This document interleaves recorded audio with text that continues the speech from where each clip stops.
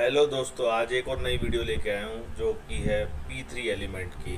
अब तक हमने देखा VDA 6.3 क्या होता है और VDA 6.3 क्या क्या करता है, कैसे एक्टिविटीज़ को करता है। इसके अलावा हमने VDA के अलग अलग एलिमेंट्स को भी देखा है, जिसमें हमने क्वेश्चंस को हम एक एक अपनी वीडियो में अपलोड कर रहे हैं।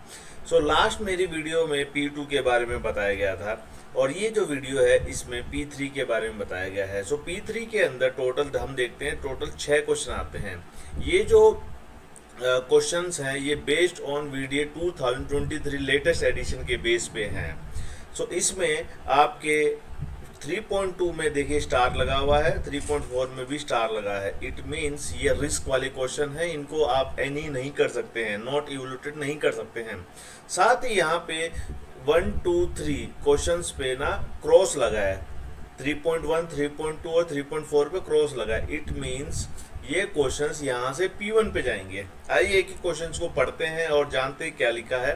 P3.1 have product process specific requirement been specified. देखिए ये जो P3 का सेक्शन है ये बेसिकली प्लानिंग का है। जो भी न्यू प्रोडक्ट डेवलपमेंट करेंगे उसकी प्लानिंग कैसे करें वो क्लियरिटी यहाँ पे दी गई है। 3.1 क्या कह रहा है कि प्रोडक्ट प्रोसेस स्पेसिफिक रिक्वायरमेंट आपने स्पेसिफाई की है या नहीं की। जो भी आपके प्रोडक्ट की रिक्वायरमेंट थी, जो भी प्रोसेस की रिक्वायरमेंट थी, क्या आपने कहाँ लिखी है, क्या मेंशन की है। तो इसके कुछ एग्जांपल देखते हैं, जैसे कि स्पेसिफिकेशंस, आपके प्रोसेस पैरामीटर के स्पेसिफिकेशन हो गए, ड्राइंग्स हो गई।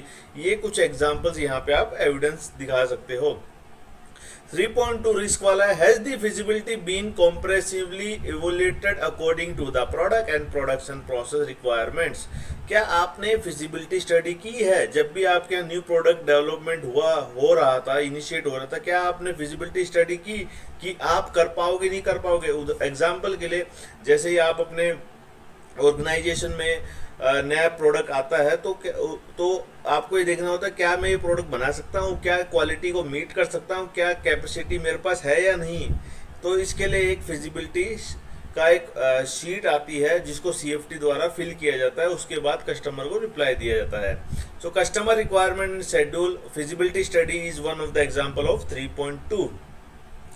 3.3 में बताया गया है कि has the activities for product and production process development been plan in detail. मतलब गैंट चार्ट, क्या आपने गैंट चार्ट बनाया है नहीं बनाया, जो आपके NPD एक्टिविटीज को प्लान करेगा। जैसे कि NPD एक्टिविटीज में आपके प्लानिंग में आते हैं कि भाई PPAP कब करेंगे, कंट्रोल प्लान कब बनाएंगे, FME कब बनाएंगे, MSA कब बनाएंगे, वो सारी डिटेल यहाँ पे आ जाएंगे। ओवरऑल प्लान आ जाएगा। बेसिकली यहाँ पे गैंट चार्ट की बात हो रही है। 3.4 अगेन आपका रिस्क वाला क्वेश्चन है, क्योंकि यहाँ पे स्टार लगाया हुआ है। Has the procurement activities been planned and are they monitored for compliance. मतलब कि क्या आपने NPD एक्टिविटीज को प्लान करते समय आपने जो परचेज की एक्टिविटीज हैं, जैसे कि सप्लायर का सिलेक्शन करना, सप्लायर की रिक्वायरमेंट्स को बताना, क्या इन एक्टिविटीज को आपने लिया है नहीं लिया जब NPD प्रोडक्ट कर रहे थे। इसके एग्जांपल हो सकते हैं supply selection criteria, VDA 6.3 P1 की शीट हो सकती है, आपके लिस्ट ऑफ सप्लायर्स कुछ एग्जांपल हो सकते हैं, और ऑडिट प्लानिंग भी एग्जांपल हो सकती है। 3.5 have the necessary resources been taken into account for planning product and production development. Basically यहाँ पे कह रहा है कि क्या आपने रिसोर्सेज प्लान किए हैं, क्या रिसोर्सेस हैं आपके पास जो NPD प्रोडक्ट को प्रोडक्शन में कन्वर्ट करेगा। रिसोर्सेस के कुछ एग्जांपल जैसे कि स्टाफ ट्रेनिंग हो गया, क्वालिफिकेशन मैट्रिक्स हो गया, परफॉर्मेंस टेस्ट हो गया, रन एट रेट हो गया, टूल चेंज प्लानिंग हो गया। और लास्ट क्वेश्चन 3.6 बोलता है कि have the activities for customer service and field fair analysis been plan. क्या आपने NPD एक्टिविटीज में प्लानिंग करते समय क्या कस्टमर एक्टिविटीज, कस्टमर सेटिस्फैक्शन को लिया है। तो इसके कुछ एग्जांपल हो सकते हैं, field fair study, contingency plan.